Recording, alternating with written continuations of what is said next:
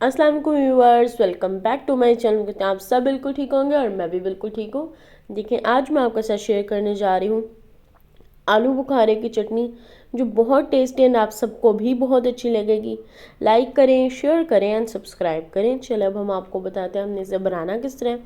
इस टेस्टी सी चटनी को हम कैसे बनाएंगे। देखिए कितनी यम लग रही है, टेस्टी लग रही है। यहाँ पे देखिए हमने आलू बुखारे को 2 आवर्स के लिए हमने इसे रेस्ट करने के लिए रख दिया है। और यहाँ पे हमने 10 to 11 पीसेस हमने आलमंड के लिए हैं। थोड़े से हमने आलमंड ले लिए, उन्हें हम लोगों ने बॉईल कर लेना है। और यहाँ पे हमने वाटर लिया 1 कप। अब हमने इसमें ऐड कर देनी 1.5 कप शुगर हम ऐड कर देंगे।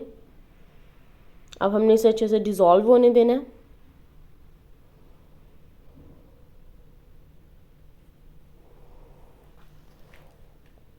पहले हमने 1 कप शुगर ऐड की थी, देन हमने 1/2 कप मोर ऐड कर दी।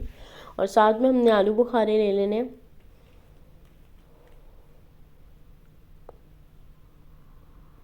और यहाँ पे देखिए हमने रेड क्रश्ड चिली ऐड किया 1 टीस्पून। अब हमने इसे अच्छे से हमने शीरे को अपने रेडी होने देना है। बाद में हम लोगों ने आलू बुखारे को ऐड कर देना है, जिसे हमने सॉक करने के लिए रख दिया था।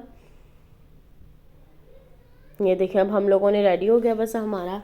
अब हम लोगों ने इसे थोड़ी देर कुक करना है, 10 to 15 मिनट्स हम इसे कुक करेंगे।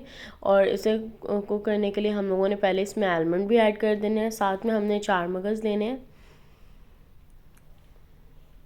मेलन सीड्स हम लेंगे और फिर हम इसे ऐड कर देंगे। अब देखेंगे हमारा डन हो गया।